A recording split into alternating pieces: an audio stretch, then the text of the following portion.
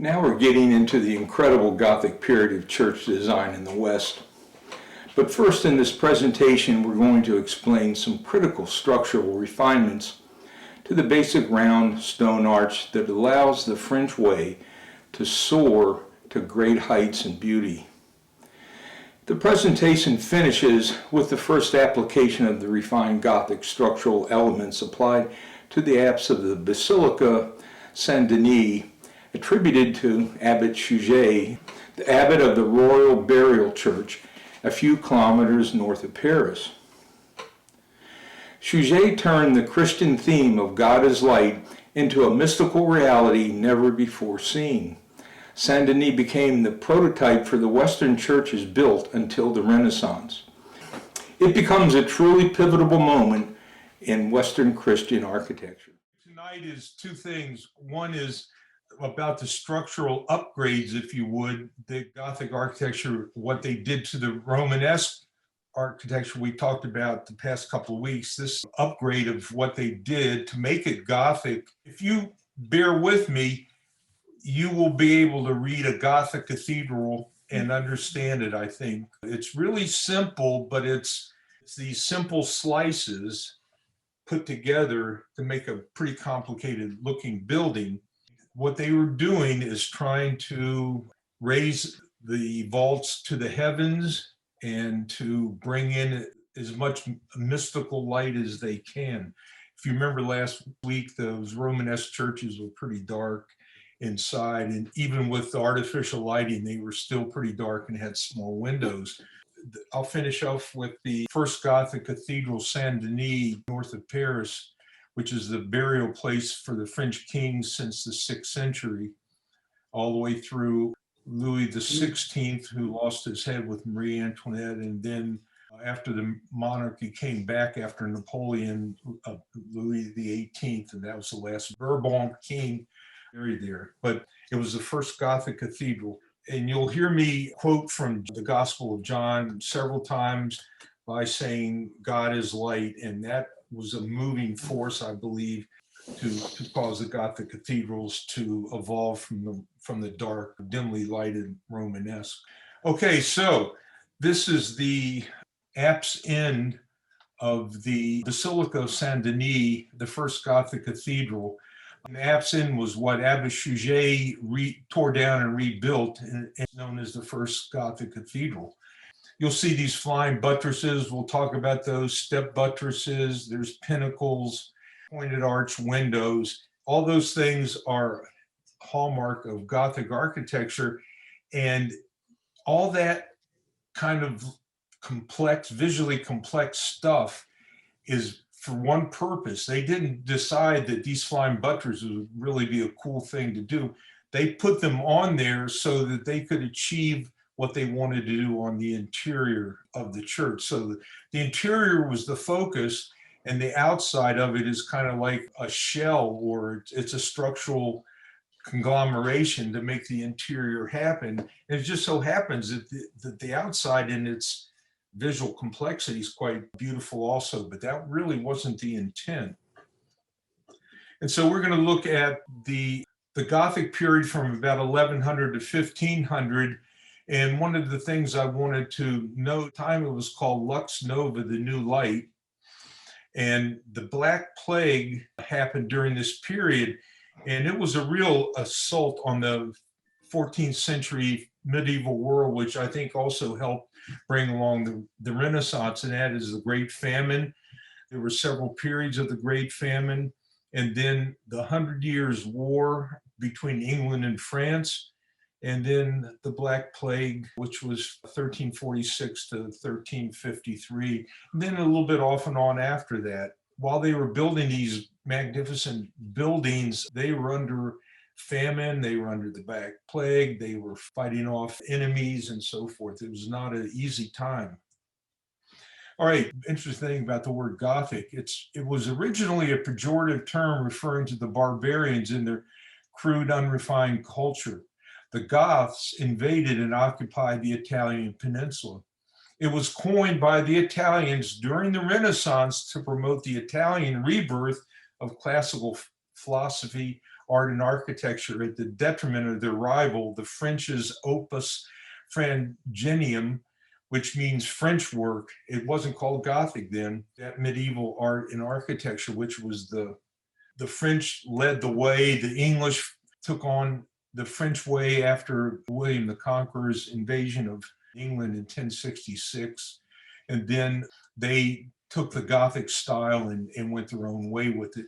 But I'm not going to talk too much about it. I'm really looking at the important links going forward between the house church and where we are today in terms of architecture. So the French were really pivotal in that, in part of that. So that's what I'm going to be talking about the next 2 weeks, basically.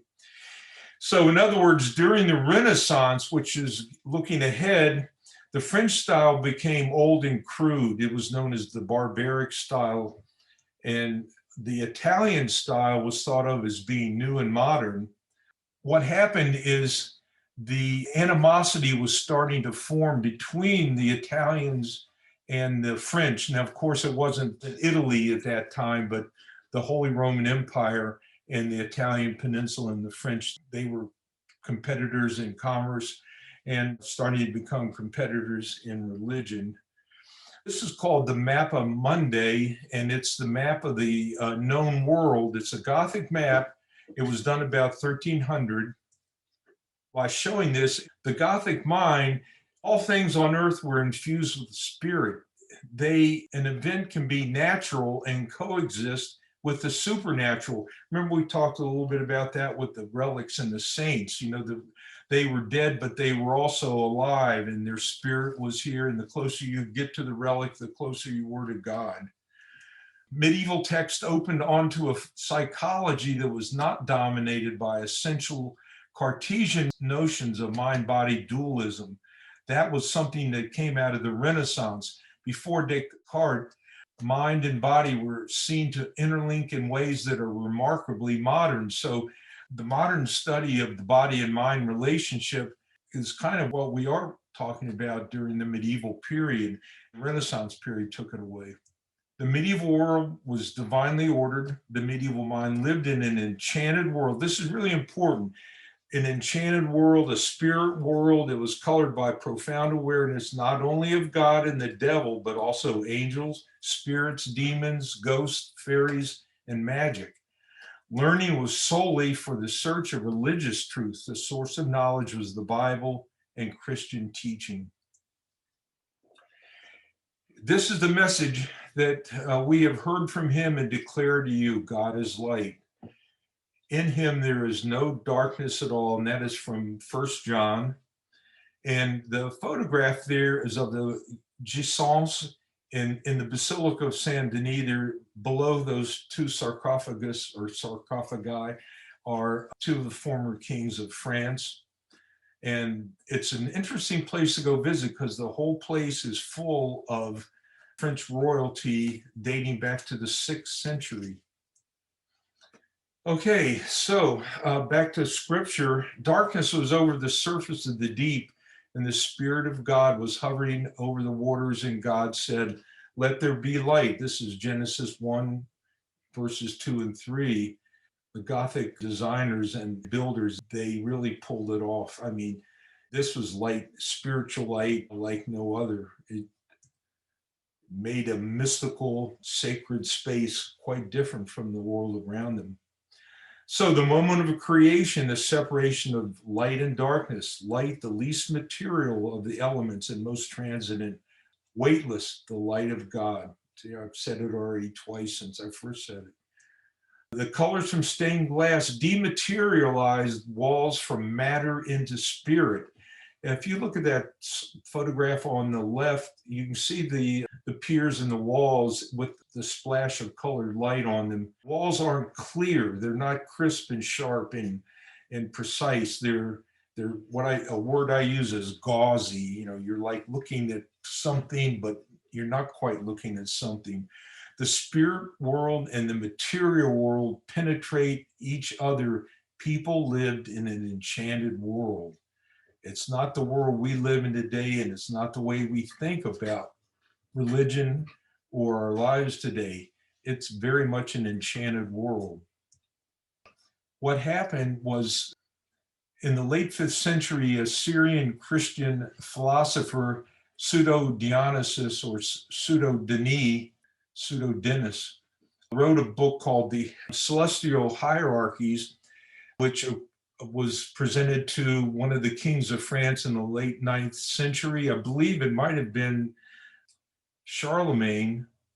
And he defined God as light. The more light one has, the closer one is to God.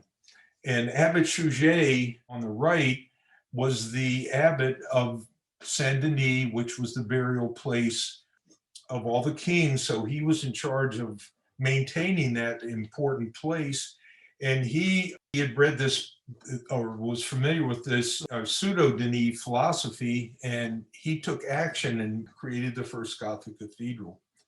And what they're after is to create heaven on earth, a new Jerusalem, a reflection of heaven, a new light called Lux Nova, integrated into the building itself, to dematerialize the wall, colored light patterns on surfaces, that is to imbue the walls and piers and the interior with spirit, to minimize the wall, which would allow the maximization of mystical light, and to reach for the heavens. And then the church building windows and sculpture are used to tell stories in the Bible. Okay, so they were going higher and higher with the stone vaulting, and the church itself became a place to tell the story of the Bible. And last but not least, God is light. And so this is what a Gothic cathedral looks like in construction. It's a beautiful drawing. And as I was saying earlier, the outward appearance of the Gothic cathedral is a beautifully expressed resolution of force diagrams in the service of the worship of God. So all these things that you're looking at on your screen, they are structural elements designed to maximize the light in the interior and the mystical experience of Christian worship. And so there's 3 major reinterpretations of existing technology that distinguish Gothic from Romanesque churches. Pointed arches, these are elevations of various cathedrals that were built, and you can see elevations of the nave, you can see the pointed arches, and we'll talk about that. Rib vaulting, this is looking up into the vault, so you can see the ribbing here. This happens to be a sexpart type vault. We'll talk about that versus a quadrupart type vault, why that matters. And then flying buttresses. And the flying buttresses were designed so that the thrust of the vaults could be carried down these arches, these flying buttresses down into the ground. And you can see in the side aisles the pointed arches, but here's a window in the triforium and a window in the clerestory. If you remember the Romanesque churches, they either had a triforium and a side aisle, or they may have had a clerestory and a side aisle, but they lost the 3 vertical elements of a typical basilica, and we'll find those coming back. You'll see those in here. The 3 elements are back: the triforium, the clerestory, and the side aisles. And so this is kind of a force diagram of starting here, that the waste being carried down the piers, down the flying buttresses, down the piers, down the flying buttresses, and then the massive, you see how this gets thicker to counter the outward thrust of all this. Structure stable. And then last but not least, the pinnacle, which has also became a symbol of Christian architecture. Those are counterweights added to the top of these piers to help control the downward thrust and minimize the outward thrust, so that be successful in keeping the vaults from springing out. And then there's actually a 4th one, but it's not structural, and that's stained glass. And of course, that is the hallmark of Gothic architecture, this incredible stained glass, which was used to make the mystical light of God, the New Jerusalem, heaven on earth, etc. But the first structural principle was the pointed arch, and the first systematic use of the pointed arch and the pointed barrel vault, you can see the pointed arch here in the barrel vault, was at this palace in South Iraq, southwest of Baghdad, about 8th century, 9th century. And here's a Romanesque arch, and here's a pointed arch.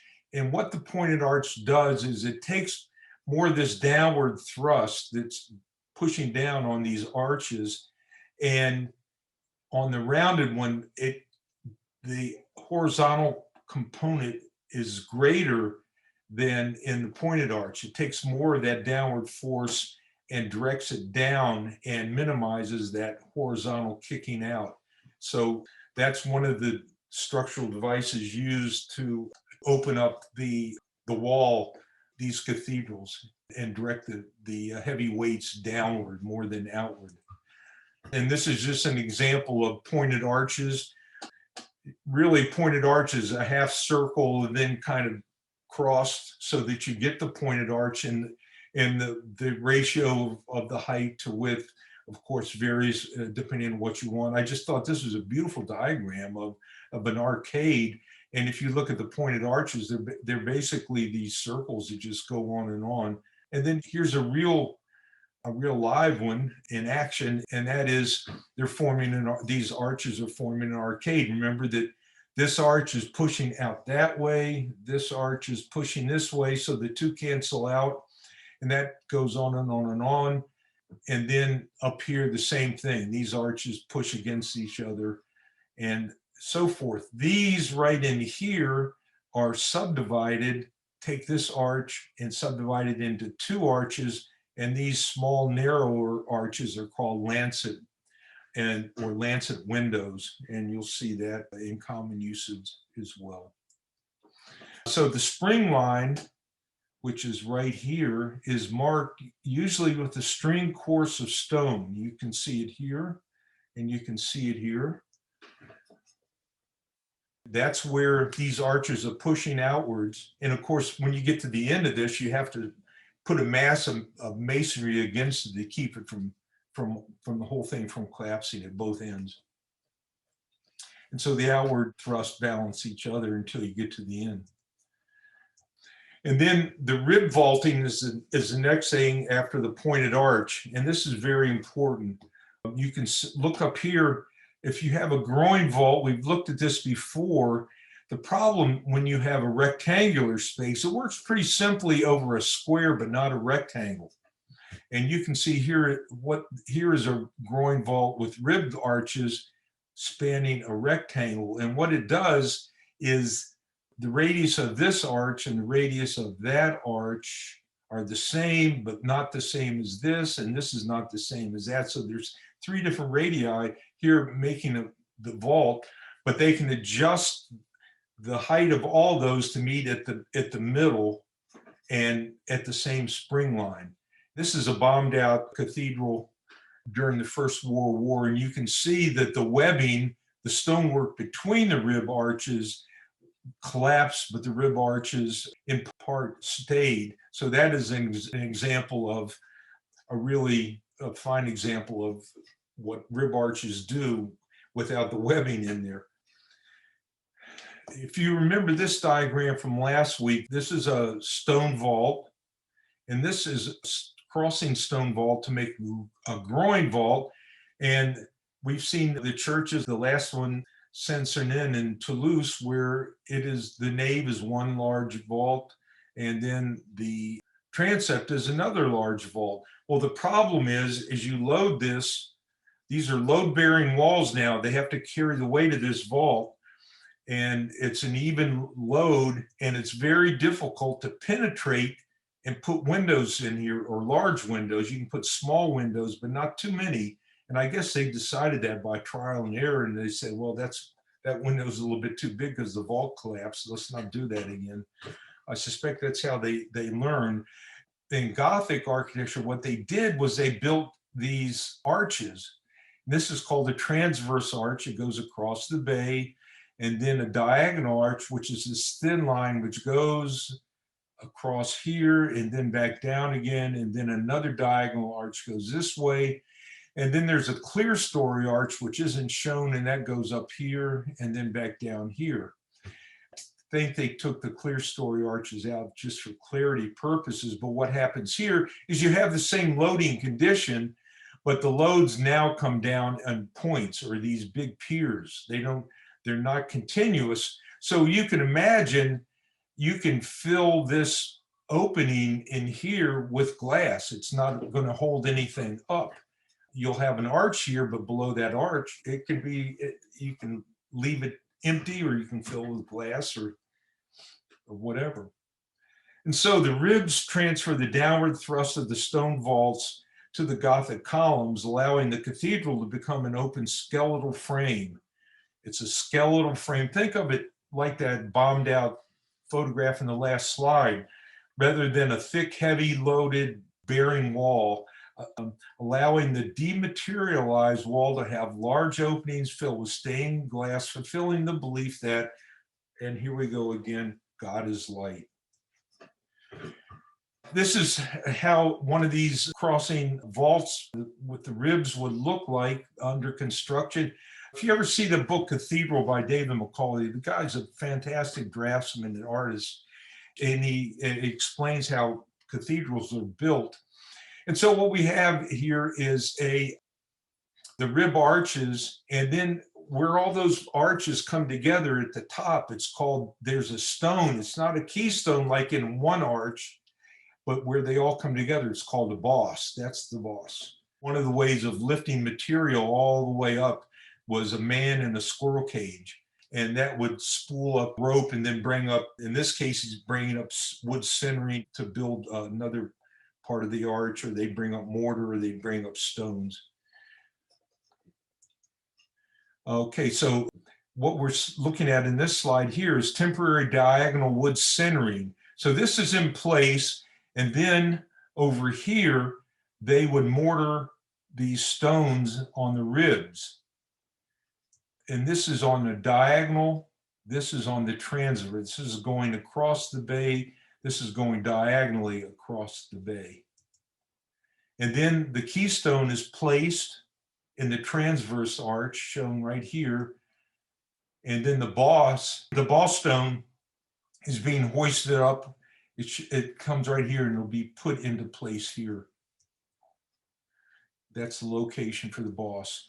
And you can see the boss stone is in place here. And so after they do that, they put on lagging, and then they put in the stones of the webbing, this is called, and those are mortared in place. And then they coat all that with a mortar mix to lock it all in place. So the webbing all coated. If you ever get into the top of one of these cathedrals, you'll see it looks like a smooth concrete loaf up there or something like that, but it's all this mortar on top of the stones that are locked together below. I wanted to show you a typical bay, and this is what it would look like. And this is a sexpartite bay, meaning that it's a 6-part rib vault, and that is the diagonal ribs, meaning this rib and this rib cross 2 bays. So here's 1 bay, 2 bays, and the diagonals cross 2. There's a transverse rib that goes across the bay from one to other. So you get this column rhythm is slightly different. You get column A, which supports these ribs, and then column B, which supports 1 rib, then A. So it goes down the aisle as A, B, A, B, A. So if you go into the older cathedrals, you'll probably see the sexpartite vaults versus the next one we're going to talk about. But let me show you a diagram to hopefully make that a little bit clearer. Here's a diagram I made of Bourges Cathedral, Bourges, and that in the red has been exploded down here, and this represents the ribbing above. And so you can see that this is a square, so they knew how to do that, another square, and so here they had a rectangle, and so they basically made it a square by skipping a column and crossing 2. So if you count the webbing in there, there's 1, 2, 3, 4, 5, 6. 6 webs, sexpartite vault. Here it is. in Bourges Cathedral.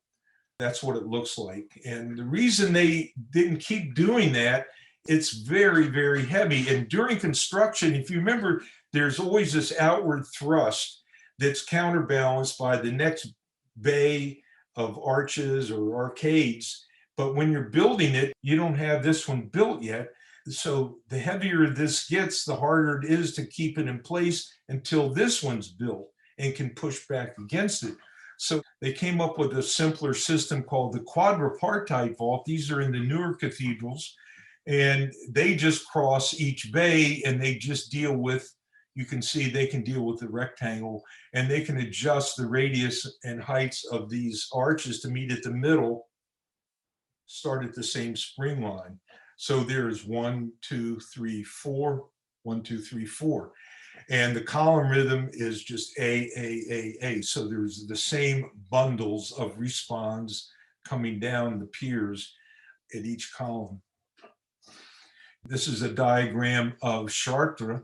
The red is this exploded diagram down here, and each column is the same, and it is 1, 2, 3, 4. It's quadripartite vaulting. And there's the actual one right there.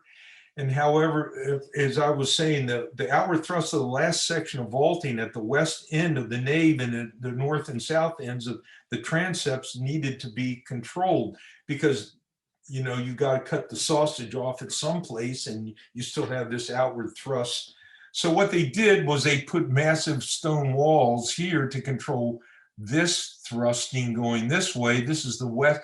You know, you usually look at the west end of the cathedral, and they're pretty massive. And that's designed in part, my theory is anyway, to resist this outward thrust of all this push this way. And the same with the transept. You see these massive piers here are designed to, you see that they're pushing this way across the transept. This is something I would never have the guts to do, but they did it, and they turned and twisted these vaults, the ribbing, and so as they turn, they push against each other, and only by the faith of God do they stand up, as far as I'm concerned. I don't understand the rationale for it, but there it is, and it's beautiful. Okay, I want to talk just a minute about the difference between English Gothic and French Gothic. I'm not going to go into English Gothic, even though this is an Episcopalian church lecture. But the difference is that you can think of the English Gothic as rich and ornate, and the emphasis is on the horizontal. The emphasis on the horizontal. French Gothic is high and austere, and the emphasis on the vertical. And you'll notice up here, these are just the structural ribbing. But if you look closely at this, you'll see this highly decorated ribbing called fan vaulting. And if you go into the National Cathedral and look up, you won't see this. You'll see not as complex as this, but something like this. It's an English Gothic reproduction and a beautiful one. And what you're looking at is rib vaulting. Part of this is structural, of course, like this, but then they added more to it as ornament. And here's an example of an ornamented vaulted ceiling. And this is at the Lady Chapel at the Ely Cathedral. It has its own beauty, and that's what the English were interested in, was this long horizontals and ornate ceiling. Lastly, of the three structural innovations is the flying buttress. They've been around a while. This is the Rotunda of Galerius, and he was one of the nasty tetrarchs that persecuted the Christians. And we find flying buttresses. Whenever I look at an older building with flying buttresses on them, it may not be of that period. I just wonder if they were added to keep something from collapsing later on, or they were original. But we know that flying buttresses were around. Here's another one, the Basilica of San Vitale in Ravenna, and this is 6th century. And you can see the flying buttresses here. They are shown here on the plan. So they've been around. This is how the whole system works. These diagrams are numbered the same, and this shows some of the webbing And this shows the webbing missing. So you can use either one as I go through this, and starting at the top. The transverse rib is number one. Transverse meaning it goes across the bay. So this is the nave going this way, and this is the clear story here. Two is the clear story rib, which is here and here. So there's two transverse ribs, two clear story ribs, and there's three diagonal ribs that go diagonal across the bay. And they all meet at the boss stone, the two diagonal ribs, and then the top part of the transverse and clear story ribs. And then the flying buttress, number four, you see it here, and over here. That's designed to transfer the lateral thrust to the buttresses on down to the ground. And the buttresses themselves, number five, completes the connection of the destructive forces into the ground so that the building is stable and stands. And then last, number six, the pinnacle, you can see it here and here. That adds counterweight to the buttresses. And then here's just a diagram of the nomenclature of the Gothic cathedral with what I call old and new, because we have from the basilica, we have the side aisles, the assembly hall, now called the nave side aisle, the triforium, and the clear story. And look how big that clear story window is compared to the little bitty windows in the side of the Romanesque churches we looked at.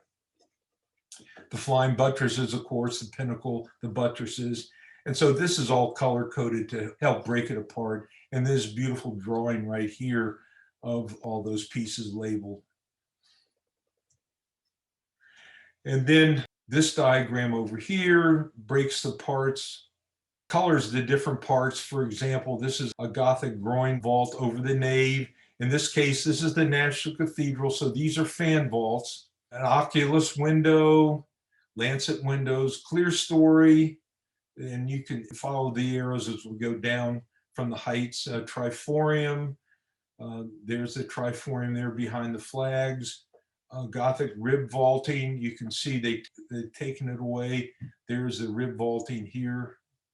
The pointed arches, of course, and the responds, meaning these rounded little colonnettes that are bundled up to give the piers strength and some beauty, and you get a multiple layer of arches. You know, it's just a grand, beautiful place. These guys knew so much about building that we gave up for being rational humans, I think. And then the same diagram, but on the outside, the pinnacles. This is a National Cathedral. The pinnacles, the side aisle, clear story, the buttresses, you can see them coming down here. And this is the south portal, the south transept of the cathedral. Of course, the tower at the crossing. And then if you take a typical Gothic cathedral, there's symbolic meaning, and I'll go through it here. The narthex, or entry, was the world. In other words, that was open to everybody. The nave, or the main hall, was the kingdom of God. That's his piece in here. And the sanctuary or altar area was like the Holy of Holies. This was heaven, so to speak. And then, you remember I talked about the chevet. I think this is a little unfortunate. They call these little chapels the chevet. The chevet is also the ambulatory. So, you know, if you came up here to the altar and took communion, you could walk back to your pew here. Or if you were here to look at relics, you could walk along here and pay respects and then not disturb any activity that was going on here and in the nave itself. So that's basically the nomenclature for a typical church. And very importantly, the apse generally faces southeasterly towards Jerusalem. Some of these churches were modified to point east or even northeast, and only one major church I know of points opposite to that, and that's St. Peter's in the Vatican. And I'll get to that in the Renaissance, why it does that. But that's an exception to the rule. And I just wanted to show basilica form. This is Old St. Peter's. And basically all it is 1, 2, 3, 4, 5, 6 walls with an arcade built in the walls and some windows here. They pushed it up. So these were actually kind of nice and light because they had a wood truss roof, so there's no outward thrust, so to speak. Roof trusses kept the walls from falling in, did other bracing. But there's one problem, and that is these things tended to catch on fire. And you can see the difference here is in the vaulting. And this stone vault goes over to protect the wood roof. And like I said last week, Notre Dame, the wood roof caught on fire. If it wasn't for things like the spire and some of that scaffolding falling and breaking through the stone vault, the fire would have never got into the inside. But what did get in was minimized, so this fireproof vaulting did work. The module in the golden ratio, I took the golden ratio slide out. I'm going to talk about it in the Renaissance, but I did want to talk about really what looks like a very complicated building isn't. This is one way to look at a Gothic building, that it starts with a module on the side aisle, and then it doubles that module. Not always, but oftentimes it's that module doubled, and there's a symmetrical module about the other side. Then that section down in the nave from the choir on down to the west end is repeated, in this case, 13 times. You can see that same section is repeated over and over and over again. And that's how you make a Gothic cathedral. And it's like a loaf of bread, if you would. You have one slice after another slice, after another slice, after another slice. It comes across as a really complicated, intriguing building, but it's no more complicated than a loaf of bread. That's easy for me to say. I've never had to build one of these things, but think of it as just a loaf of bread of slices. When you go in there between piers, you're looking at one section repeated again and again and again. And then you get to the crossing. That's unique. In this case, it's built up with a crossing tower or groin vault. And then it reverses direction. And after the transept, it continues going again. You can see here they added another side aisle. It's a 3-aisle, then becomes a 5-aisle church. And so going in the other direction, it's that section, same section is repeated 8 times. And the golden ratio is later seen in the Fibonacci series of numbers during the Renaissance. The numbers are 8 and 13 that are adjacencies in the Fibonacci series. Their golden ratio, 8 to 13, is very close to the golden ratio. I decided to really not talk about this right now, but they did know about this, and they used this system of divine proportion in the design of their cathedrals. And I'll talk about it more in the Renaissance. Okay, and now just some miscellaneous items that I want to bring to your attention. A gargoyle is a water spout, and in this case, the roof drains into gargoyle here, and then into a gutter on top of the flying buttress, into another gargoyle, and gets spit out onto the ground. And that's what they look like. All a gargoyle is a water spout. They happen to be handsomely carved in Gothic architecture and very intriguing. The pinnacles, of course, these are the counterweights.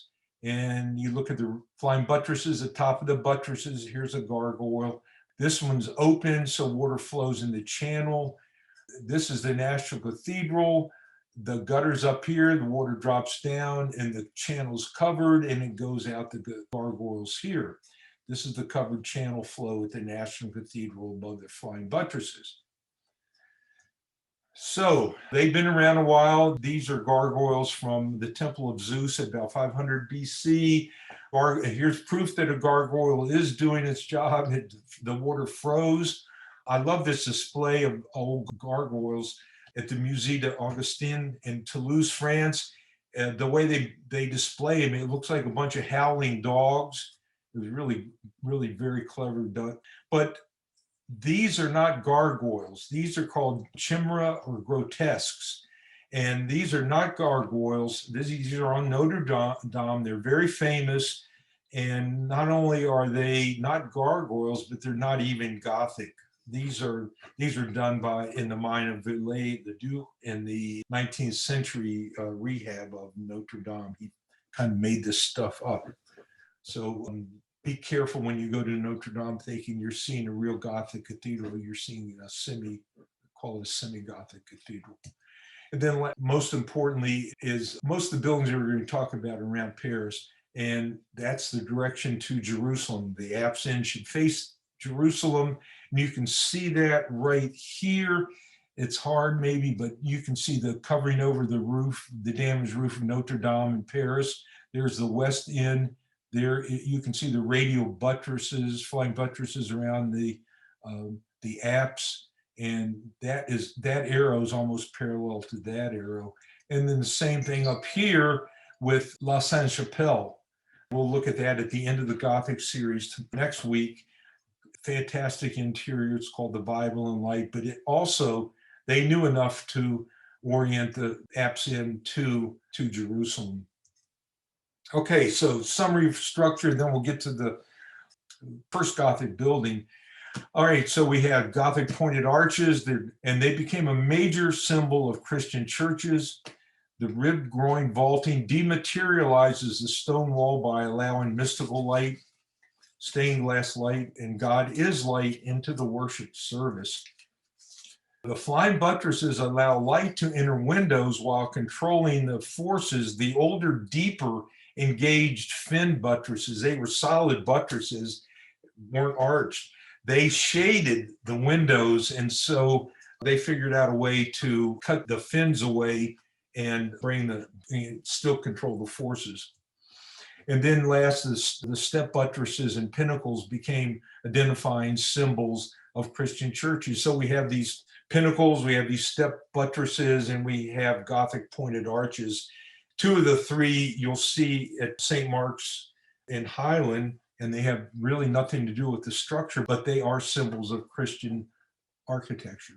The development of Gothic architecture was an extraordinary means to achieve an end, to manifest that God is light in a mystical world. And I'm going to go ahead real fast with the first Gothic building. If you remember last week, the Romanesque looking into the apse down the nave, it was dark and there was a little window. This is kind of the same view, and it's quite different. And here's the story behind Saint Denis. According to legend, Denis was first converted to Christianity in Athens by the Apostle Paul. Denis was sent on a mission to Gaul to convert the native pagans to Christianity. Evidently, some people didn't like what he was preaching, so he was beheaded on the slopes of Montmartre in what's now Paris in about 258. And legend says that he picked up his severed head and walked northward from Paris, preaching along the way before dying.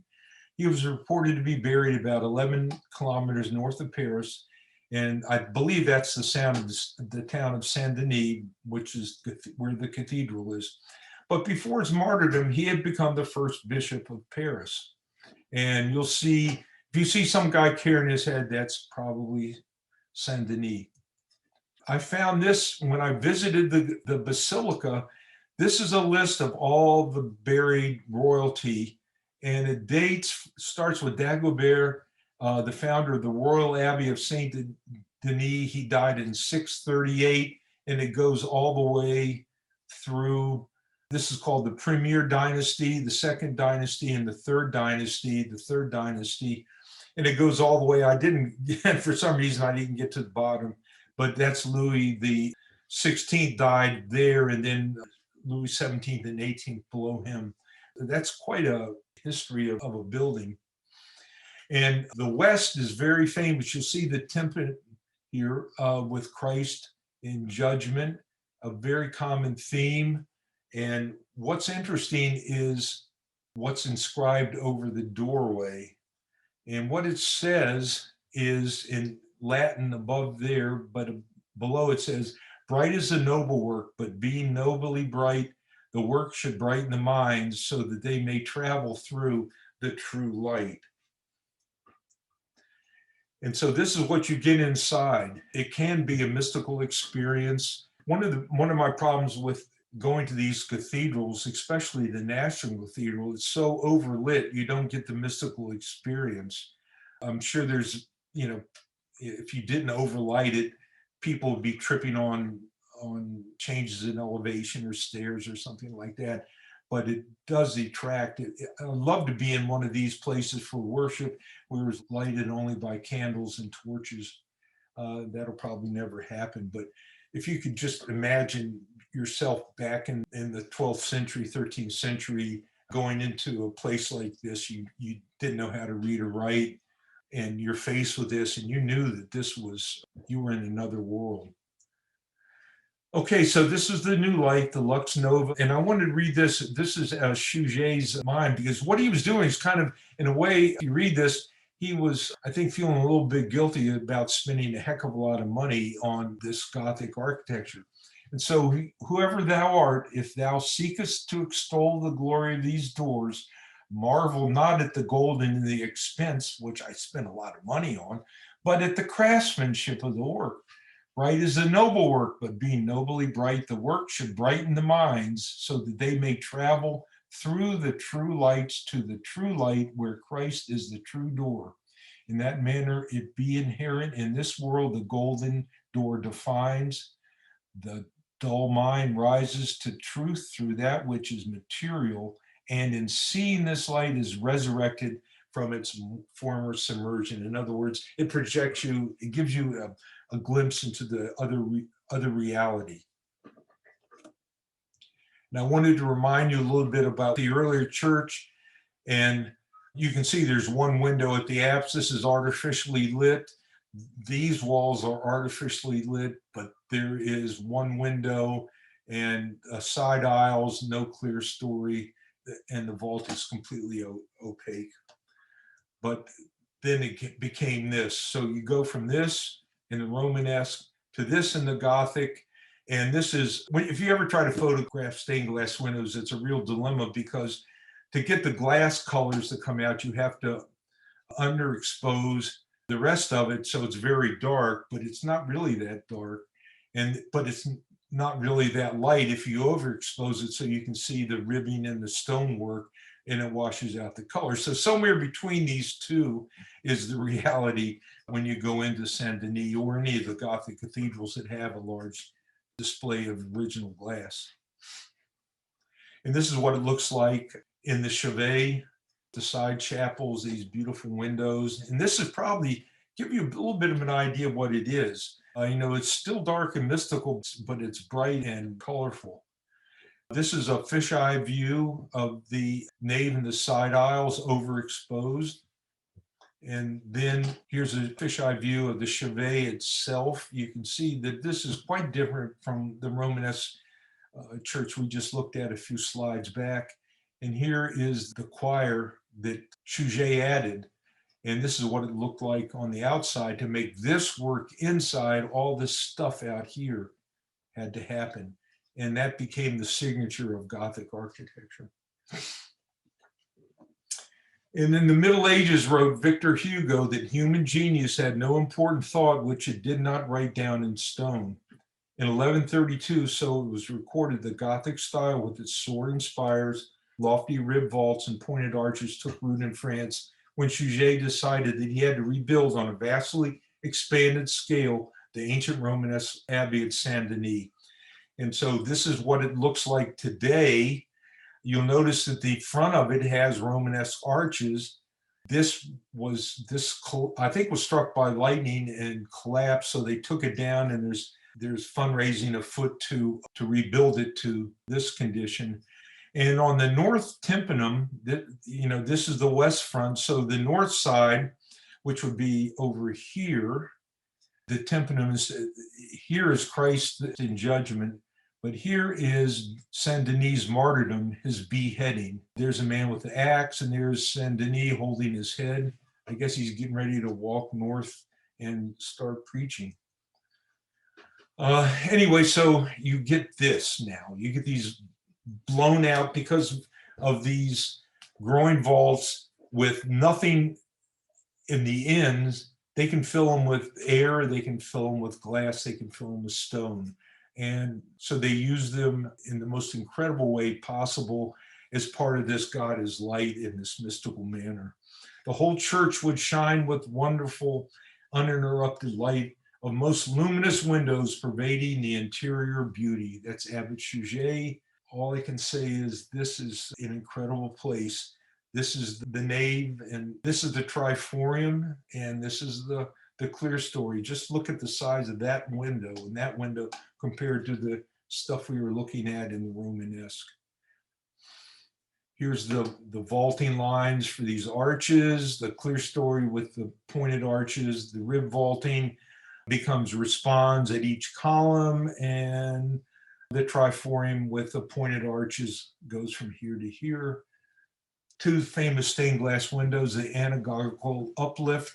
It's a way of moving between the Old and New Testaments and from moving from the material to the spiritual. And there, if you like, you can Google this. It's in Saint Denis, and it'll explain these different panels. And part of this, if I could, I don't have enough time right now, but Christ, I believe, is holding the Old Testament, and the other hand is the New Testament. This is the Tree of Jesse window. And right here in the corner is Abbott Suger. Why not put your own self-portrait in there? Here's an example of the dematerialized wall in Saint Denis, overexposed to pick up the ribbing. And one last word here, or a few words, is there was St. Bernard. This cathedral was presented to all the bishops in that part of Europe, and it was a big hit, needless to say. And St. Bernard of Clairvaux said nothing but worldly distraction. He just thought it was a waste of money. He says, "Oh, vanities of vanities, but more folly than vanity. Every part of the church shines, but the poor man is hungry. The church walls are clothed in gold, while the children of the church remain naked." And he joined the ascetic Cistercian monastery, which this is an example of. And you can see it has all the elements of Gothic architecture, but there's absolutely no ornamentation inside. It was an ascetic group of monks. And this was St. Bernard's pitch to the bishops after seeing the new choir at Saint Denis.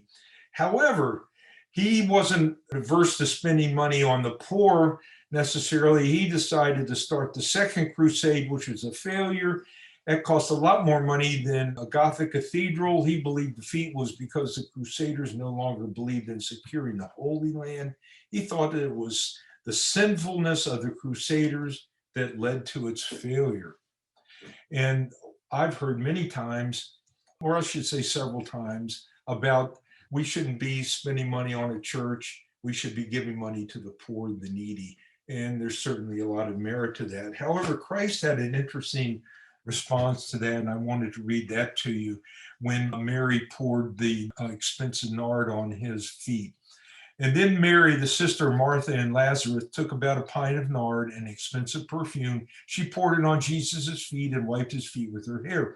And the house was filled with the fragrance of the perfume. But one of his disciples, Judas Iscariot, who was later to betray him, objected. 'Why wasn't this perfume sold and the money given to the poor?'" That's John chapter 12. And Jesus responds by, "Leave her alone," Jesus replied. "It was intended that she should save this perfume for the day of my burial. You will always have the poor among you, but you will not always have me." So I think judicious expenditures of money is warranted, but having a beautiful place of worship that really brings the other world into focus during worship is worth the money well spent. And so the world and everything in part of it was a harmonious whole ordered by God and filled with meaning, and all things are signs pointing to God. So it was all things are signs pointing to God. That's the first Gothic cathedral, and it took off from there. Needless to say, the bishops that came to this presentation were impressed. And as I said the first time I did this presentation, the race to the heavens was on. The Gothic church structure seems complicated, and in many ways it truly is. But the essence of a Gothic church is in a one-base stone structural system applied to the Roman basilica form, repeated along the nave and crossing transepts to form perhaps the greatest buildings ever constructed. Please join me in viewing the 8th presentation, Gothic and the End Times, as we review the great stone structures in the Provence-Île-de-France that produce the magnificent, truly mystical Christian interiors expressing God is light.